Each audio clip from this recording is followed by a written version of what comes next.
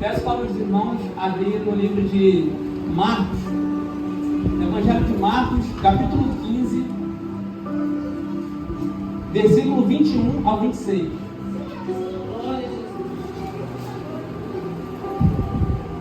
Aleluia, Jesus. Glória a Deus.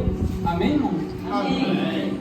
A palavra diz assim: e constrangeram um certo Simão Cirineu, pai de Alexandre e de Rufo, que por ali passava, vindo do campo a que levasse a cruz.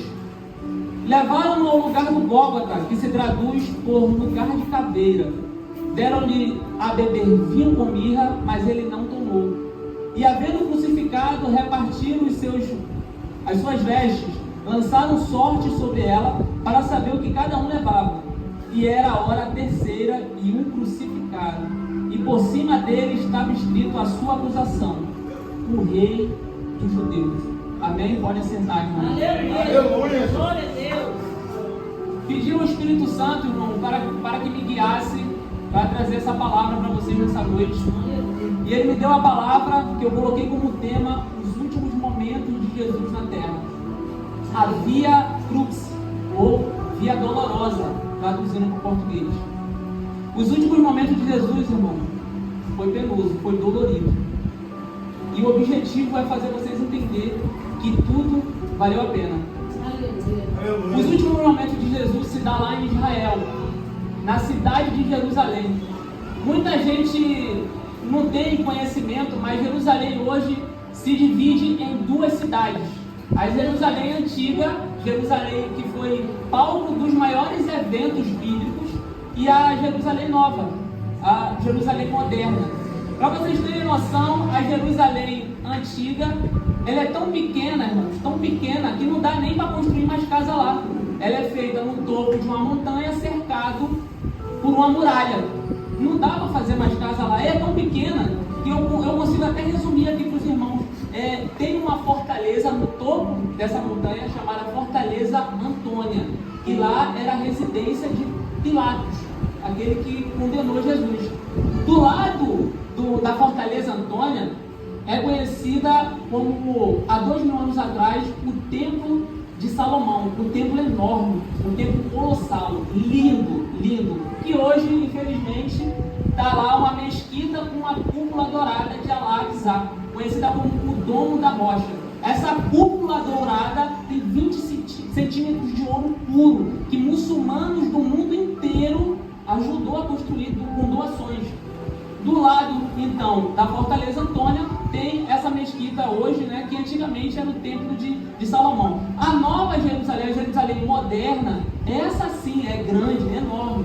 Tem hotéis, tem restaurante, e hoje ela vive como se fosse uma espécie de sanguessuga da Jerusalém antiga. Que as pessoas, né, os estrangeiros que vão lá para ver a Jerusalém antiga, ficam hospedadas na Jerusalém nova. Então, irmãos, aqui a gente já consegue entender. Quando Deus é na sua vida, a bênção é tão grande que até quem está perto de você é abençoado. Olha aqui, olha. Você pode ser até pequeno, mas o tanto que você vai conseguir suportar é muito grande, porque Deus é com você. Você vai ser, mas Deus é o Deus dos deuses. E não importa o que aconteça, Ele está com você e você vai vencer. Amém, irmão? É bênção, é vitória? Descendo a Fortaleza Antônia, no pátio dessa fortaleza tem uma porta com um arco, tá? E nesse arco está escrito esse homem, que diz o nome daquela praça é esse homem. Foi ali onde Jesus foi açoitado, aproximadamente 490 chicotadas de azarote, onde suas costas foram totalmente dilaceradas. Suas carnes ficaram expostas, não tinha mais carne aqui atrás das costas dele. E colocaram também uma coroa de espinhos na cabeça, porque diziam que ele era Deus dos judeus. Então, rindo dele, fizeram essa coroa, uns espinhos de aproximadamente 6 milímetros, colocaram sobre sua cabeça. Inclusive, pode ser até que ele tenha ficado cego com a pancada que ele tomou para poder entrar na cabeça dele. Passando então esse pátio onde Jesus foi castigadamente açoitado, tá? A gente tem uma rua, e as ruas lá, como a cidade, também é bem pequena. Isso me lembra, irmão, nossa vida. Nossa vida a gente acha, né? O amanhã, o vida pode ser que nem as cidades de Jerusalém, as ruas vias curtas. Então não deixa para adorar amanhã, não deixa para glorificar Deus amanhã, glorifica hoje. É hoje, se amanhã, por misericórdia, se Deus permitir que você venha respirar, glorifica amanhã também, mas não deixa para depois, é hoje. Descendo a primeira viela, a gente encontra a primeira esquina. Olha, aqui diz que da Fortaleza Antônio, onde ele foi condenado, até o Gólgota tem 2 esquinas, a cidade é curta, tá? Então, descendo ali a primeira esquina, a gente se depara com uma pedra. Você vê nas imagens, você vê nos documentários, se depara com uma pedra. E a pedra tem mais ou menos esse tamanho aqui. Em alguns lugares de Jerusalém, a cidade está aproximadamente a 8 metros acima do piso original de 2.000 anos atrás. Em alguns lugares, ela é uma montanha, né? Em alguns lugares é 8 metros acima. Isso me lembra o quê? Vinha guerras. Por que é essa altura? Vinha guerra, eles derrubavam tudo, quebravam tudo. Depois os judeus iam lá, construía de novo. Aí eles vinham outra guerra, destruía tudo, os judeus iam lá e construía de novo. Ei, assim é você. Deus, toda vez, a gente acha que é só bênção, mas não é. Toda vez que você cai, toda vez que acontece uma coisa com você, é Deus falando para você: filho, calma, que cada queda eu estou te deixando mais perto de mim. Cada queda eu estou te trazendo para perto. Cada sacrifício não está sendo em vão. Eu sou contigo. Amém? Aquela pedra tem aproximadamente essa altura e tem o formato de uma mão. E aí, todo ano, é dividido em 3 bairros, tá? Atrás de Jerusalém. Você vê como é que é pequena a cidade. Só tem 3 bairros: bairro árabe, bairro judeu e bairro cristão. Então todo ano é feito ali, os fiéis de lá, né, são totalmente ortodoxos. Eles fazem uma coisa chamada é como se eles estivessem recapitulando aquilo que Jesus passou, tá? Então eles vão lá, passam romaria, lembrei, eles fazem uma espécie de romaria. Eles vão lá com velas, rezando em línguas, em latim, aí vão descendo. Aí nessa primeira pedra, você vê no documentário lá, eles param nessa pedra e vai de um por um, educadamente, vai lá, coloca a mão na pedra, chora, adora, faz o gesto dele lá e sai, aí vai outro e sai. Meu Deus, que pedra é essa? Que pedra é aquela? Aí as imagens vai mostrando, né? Você vai verificando, não tem nada. Meu Deus, que pedra é essa? Nessa primeira esquina que todo mundo para, todo mundo coloca a mão. E aí, do lado dessa pedra, tem uma imagem milenar. Tem uma imagem milenar com um nome escrito. Está escrito assim: Simão Cirineu. E a imagem de um homem caído com a cruz e o outro ajudando a levantar. Aí, Simão Cirineu.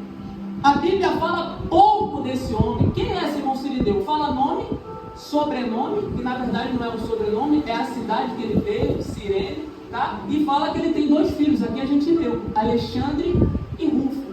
Aí a gente pesquisa quem é esse Simão Cirineu, o que ele estava fazendo ali. Então, pelo nome, coloquei a minha cartão de Sherlock Holmes, comecei a pesquisar. Cirene, o que traz luz para entender quem era esse homem, o que ele estava fazendo ali, é o sobrenome Cirene. Cirene é uma cidade, há 2.000 anos atrás, que é naquela cidade ali, é na África. Então, em Cirene, tinha crente, não tinha missões naquela época. A África era dominada naquela época por pagãos, pessoas que consultavam demônios, pessoas que não tinham o devido temor a Deus. Então, o que ele estava fazendo? Um pagão? O que ele estava fazendo ali aquele dia? Aí Deus leva a gente, de 2.000 anos atrás, leva a gente a 3.000 anos atrás. Embarca comigo nessa viagem. 3.000 anos atrás, tinha lá uma cidade, num lugar de Cirene, chamada Sabá. Reino de Sabá, um reino poderoso. E a gente conhece a história de uma rainha de Sabá. Aí sim, agora a gente vai entender quem que era Sabá, a rainha de Sabá. O que Cirineu estava fazendo ali? Se ele era de Cirene, 3.000 anos antes, rainha de Sabá. Essa rainha ouviu falar, há 3.000 anos atrás, de um rei que era muito sábio, Salomão. E não adiantava ninguém falar quem que era Salomão, não adiantava ninguém falar da fama de Salomão. Ela queria ver com os próprios olhos. Então ela montou ali uma espécie de uma caravana, né? Lá no Egito tem muito isso. camelo e tal, e atravessa deserto e rio. Ela montou uma caravana e partiu para conhecer Salomão. Foi para Jerusalém. Chegando lá em Jerusalém, ela não quis nem saber de nada, ela foi direto na cozinha. Aqui eu aprendi com a rainha de Sabá. Quer conhecer alguém? Vá na cozinha dela, você vai entender o porquê. Ela chega na cozinha, procura nas panelas, quando ela olha dentro da panela, não tinha arroz queimado dentro da panela. Agora minha sogra entende porque eu sempre vou lá, cadê ela? Tá vendo? Não tinha arroz queimado, e a primeira visita que eu fui lá, ela botou a filha para cozinhar para mim, eu falei, é essa? Rainha de Sabá ensinando, tá vendo? Não tinha arroz queimado, irmão, estava lá escrito, santidade ao santo dos santos. Aqui eu aprendi com Salomão que sábio é aquele que faz mesmo que ninguém esteja vendo para Deus. Você quer ser sábio, mesmo que ninguém esteja vendo, faça, porque Ele está te vendo. Oh, glória a Deus, aleluia. Deus está aqui, irmão. Ninguém estava vendo, mas a rainha de Sabá entendeu naquele momento e viu, e até foi interessante, ela falou assim, ué, eles não oram para almoçar? Não, eles não oram. Ela entendeu naquele momento, eles não oram. A comida já vem santa da cozinha. Já vem santificada da cozinha. Essa era sábia, ela entendeu, realmente ele é sábio. Foi embora. Mas antes de ir embora, presta atenção, gente, já vou começar a pregar. Está acabando a introdução já. Antes de ir embora, aquele povo lá, naquela época lá, eles gostavam muito de visitar um ao outro. Salomão tinha 1000 mulheres. Ele teve com a rainha de Sabá. Volta a rainha de Sabá para Sabá e lá. Licença, dele. Aleluia, Jesus. Glória a Deus. Glória a Deus. Volta para Sabá e tem uma estirpe da realeza. O DNA de Davi está com a rainha de Sabá ali. Ou seja, hoje nem Sabá, nem Cirene, hoje é chamado de Etiópia. Na conquista de Israel, em 1948, quando a ONU decretou que Israel era um país independente, qual foi o primeiro avião que pousa em Tel Aviv, Israel? O primeiro avião, Ethiopian Airlines. Simão era crente, Simão conhecia o Deus vivo. Tinha lá, assim, um conhecedor da palavra, tinha um conhecedor de Deus, lá na África. Amém, irmãos? Amém. Aleluia. Chega agora ao primeiro nome, Simão. Simão é nome de crente. Simão é o nome de um dos filhos do patriarca Jacó. Então não tem dúvida, Simão era crente. E o que ele estava fazendo ali naquele momento? Porque lá no Êxodo está escrito, no 14º do primeiro mês, judeus do mundo inteiro têm que vir para Jerusalém para comemorar a Páscoa. Era a Páscoa, por isso que um africano estava ali, porque ele não era um pagão, ele era um crente e ele conhecia o Deus vivo, ele tinha que estar ali. Amém, irmãos? Aleluia. Glória a Deus. Aleluia, Jesus. Vou começar a mensagem agora, amém? Aleluia. Chega todo mundo, todos os judeus do mundo inteiro para conhecer, para ver uma coisa, o sacrifício do Cordeiro Pascal. Por que os judeus, por que essa era uma ordem santa de Deus? Porque todo mundo tinha que ir para Jerusalém para ver o sacrifício do Cordeiro Pascal, que ficava onde? Do lado da Fortaleza Antônia, no templo de Salomão, na época.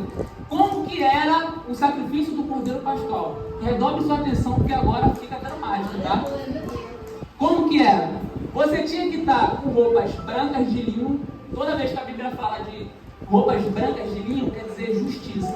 Tinha que estar com roupas brancas de linho, ir para o templo. Então todo mundo, como a cidade é pequena, todo mundo se amontoava na cidade tentando entrar para subir no templo. Quando chegava no templo, ficava um assistente do sacerdote na porta, com o braço cruzado, vendo quem que ia entrar. Se você tivesse com roupa suja de barro, se não tivesse limpa, você não entrava. Aí só tem uma porta. Para quem acha que isso faz muito tempo, irmãos, que é 2000 anos, está completamente enganado. É assim até o dia de hoje. Para você entrar no céu, só tem uma porta. E se você estiver sujo, você não entra.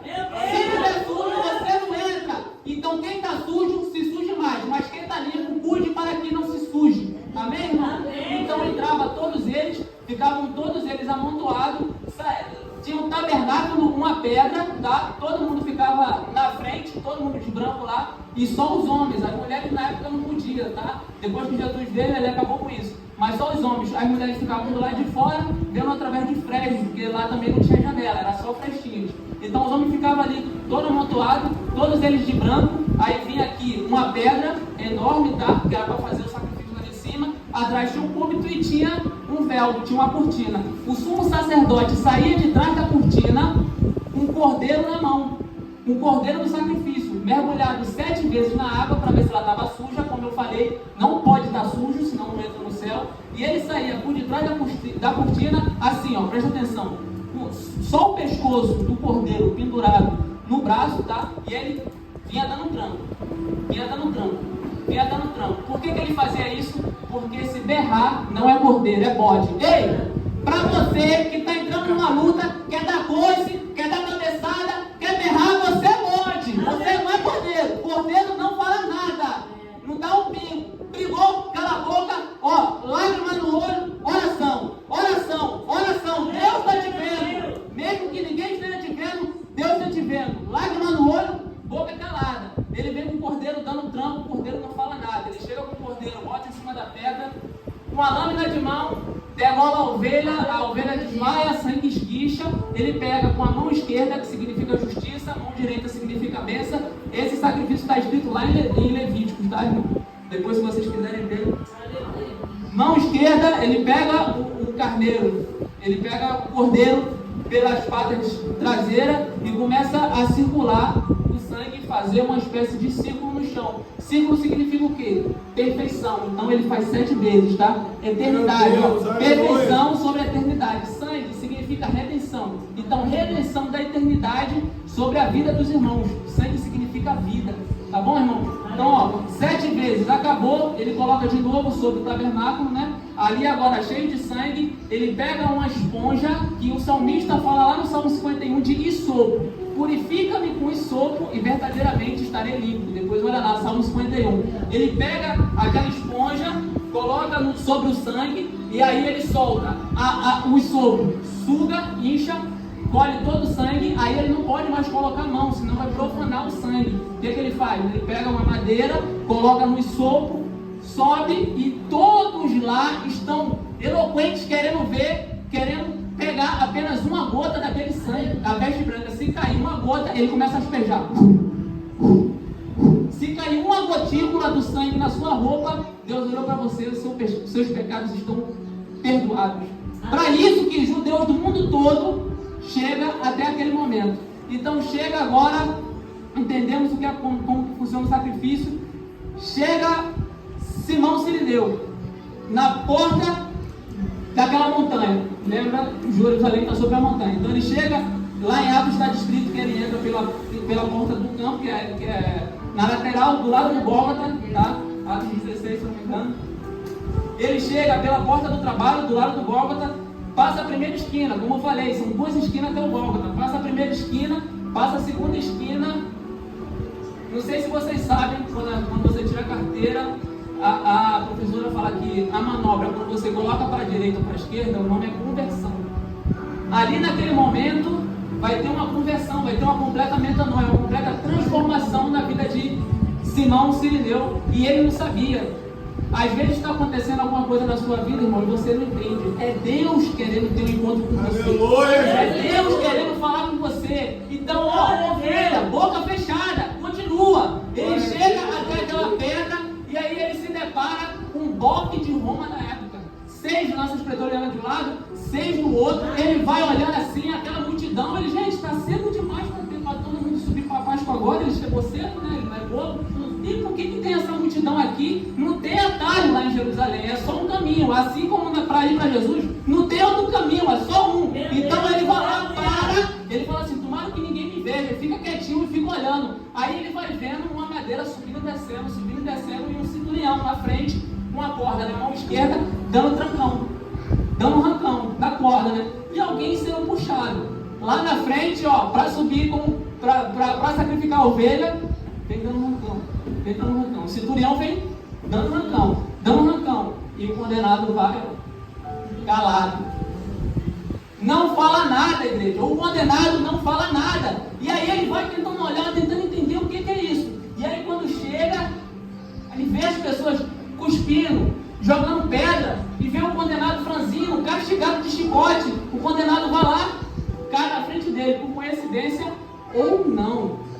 Você é escolhido, não é coincidência. Deus marcou um encontro com cada um nessa noite. E ele vai na frente de Simão Sirineu e olha calado, sem falar um pio. Olha para Sirineu fala assim: tomara que ninguém esteja me vendo. Aí o centurião aponta para ele: você ajuda o condenado a se levantar. Meu Deus. Às vezes a gente é muito religioso, irmão. Cai um irmão do nosso lado e a gente finge que não está vendo. Verdade.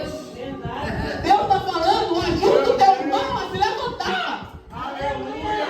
Glória a Deus. Glória a Jesus Cristo. Aleluia. Eu vou orar por você. Eu vou jejuar por você. Ei, estende a mão e ajuda o teu irmão a se levantar. Aleluia. E Simão estava ali, tomara que ninguém me veja, com a roupa branquinha que ele tinha colocado para ver. Ele vai se sujar, o condenado está sujo de sangue.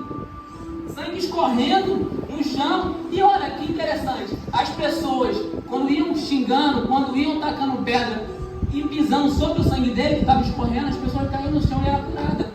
O que está escrito lá na Bíblia? E sobre suas pisaduras fomos curados. Aleluia, Deus. Glória. Ele ia pisando, o sangue ia ficando, as pessoas caíam. As pessoas que estavam enfermas eram curadas na hora. Está acabando, continua. Pode continuar. Quem quer que eu pare? Diga bem. Pode parar? Continua. Parou na frente de Simão Sirineu, olhou para ele. Simão Sirineu falou assim: comigo não, não é comigo não. Centurião olha para ele e fala assim: ajuda o condenado a se levantar. Agora a gente entende, pastor. Por que tem aquele romano na nossa vida? Por que tem aquele romano na nossa vida que fica falando mal da gente, que fica botando a gente para fazer as coisas? A gente não quer fazer uma coisa que está errada. Ele vai lá e fala assim: ó, isso aí ele não serve para nada, não faz nada. O romano fica falando para você: ei, ajuda o condenado a se levantar, ajuda o condenado a se levantar. E às vezes a gente só faz uma coisa ou outra quando tem alguém empurrando mesmo. Se deixar, a gente não faz. Simão olha para ele, não tem para onde correr. Jesus vai, coloca uma mão sobre a pedra e a outra mão coloca no ombro do Sirineu. Sirineu olha aquilo, já estou sujo mesmo, abraça Jesus, Jesus abraça ele levanta e segue. Até a outra demarcação, a Bíblia fala que foi até um certo momento que Simão Sirineu ajuda Jesus a ir até o caminho, não foi até o Gólgota. Isso quer dizer que vai ter coisas que a gente vai ter que passar sozinho. Tem coisas que a gente vai passar sozinho, não é falando por irmão, não é falando para outro, é joelho no chão e oração a Deus. Aleluia. Glória a Deus. Jesus vai embora, Simão Sirineu olha para dois lugares.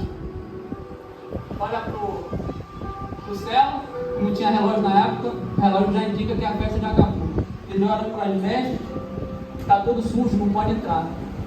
Só que antes, não sei se vocês perceberam, eu falei que Jesus colocou uma mão no ombro de Simão Sirineu. Uma foi na pedra e a outra foi no ombro. Sabe por que Jesus coloca a mão no ombro de Simão Sirineu? Durante os séculos passados, os milênios passados, os judeus foram muito castigados. Teve os romanos, teve Hitler, agora há pouco. Então Jesus vai lá e ensina aos romanos como eternizar o nome do... Ensina aos judeus como eternizar o nome do trono. Como que eterniza? Vocês vão entender, isso está na Bíblia também. Dos 7 até os 14 anos de idade, os judeus, o primeiro filho dos judeus tem que estudar. Dos 7 aos 14. Então eles estudam o quê? A Torá, os 5 primeiros livros da Bíblia. Estuda dia, todo dia. Não tem domingo de folga não. É todo dia. Para chegar aos 14 anos de idade, chega aos 14, é levado para a sede para fazer uma prova com 70 doutores da lei. 70 doutores da lei. E os 7 formam uma roda em volta daquele garotinho que agora fez 14 anos de idade e começa a perguntar: o que está escrito em Gênesis 24? O que está escrito em Êxodo 12? O que está escrito? E ele tem que falar tudo direitinho, vírgula após vírgula, porque se falhar, se errar, não serve para levar o nome da família. Não serve. Então, ó, tem duas formas que ele faz. A reprova, que significa assim, ó, você não passou, pode ir para casa. Resta 3 coisas para você: trabalhar, servir a Deus e constituir família. Você não serve para eternizar o nome da sua família. E para quem passar, ele vai lá e coloca a mão no ombro. Segue-me. igual Elias falou para Eliseu, segue. Jesus passa na prova, ele passou aos 12, ele foi levado 2 anos antes para essa prova. E Maria nem se dá conta, porque ela vai embora, e 2 dias depois que ela percebe que Jesus não está com ela, Jesus passou. O que aconteceu? Os 70 estavam brigando, ei, me segue, porque ele não estava só recitando os 5 primeiros livros, ele estava recitando os poetas, estava recitando os históricos, estava recitando os profetas, estava recitando a Apocalipse, e eles falavam, quem é esse garoto que sabe tudo? Mal sabia eles que é o Filho do Deus vivo, é Jesus de Nazaré, o Verbo que se fez carne, ele é a própria palavra. Jesus passa na prova, eles brigam para ver quem vai ficar com Jesus. Jesus passou. 30 anos depois, quando ele se forma, ele vai atrás de um por um. Ele vai atrás de Pedro. O que Pedro estava fazendo? No civil, estava trabalhando, ele era o primeiro, era o primogênito.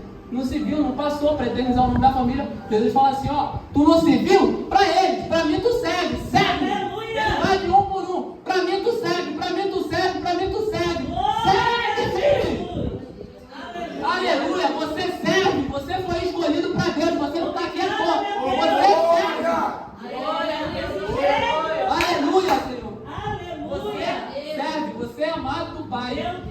Sirineu olhou para cima, olhou para a roupa, perdi o sacrifício, mal sabia ele, estava todo sujo de sangue. Chega em casa, a família de Sirineu era todos crentes, então já tinha um banquete reservado para eles. Tinha um carneiro lá, né? Hoje em dia seria uma churrascada. A família vai lá, senta cada um na mesa, né? E aí ele tinha 2 filhos, lembra? O primeiro, o primogênito, chamava Rufo. Então o Rufo, como primogênito, tinha que fazer o quê? Estudar, para levar o nome da família. E aí ele senta, né? E o Rufo começa a perguntar, e aí papai, como é que foi lá? Conta pra mim. Aí Simão fala assim, estava tendo uma condenação quando eu cheguei. Aí Rufo, uma condenação, eles estavam levando um condenado, e aí eu cheguei lá no meio lá, e as pessoas começavam a jogar pedra nele, a xingar. Ué, como assim? Não, começava a xingar ele e ia no sangue dele. E eles correndo, o pessoal ia pisando, caía e dizia que estava curado. Aí o quê? Curado? Aí, pelas tuas pisaduras fomos. Conta mais, pai. Ele gostou, né? Ele estava sendo puxado, né? E as pessoas estavam falando um monte de coisa com ele lá e ele ficava calado. Aí Isaías, como ovelha, foi levada ao ar. Conta mais, pai, conta mais. Ele fez o quê? Filho, ele caiu na minha frente, ele pegou e colocou a mão no meu ombro. O pessoal estava falando que ele era rabi, que ele era médico. Como que é? Colocou a mão no ombro, né? Era ele, pai, ele era o Messias. Era o Deus vivo. Aleluia, Jesus. Glória a Deus. Amém. Deus não vai alcançar só vocês. Deus vai alcançar a sua descendência.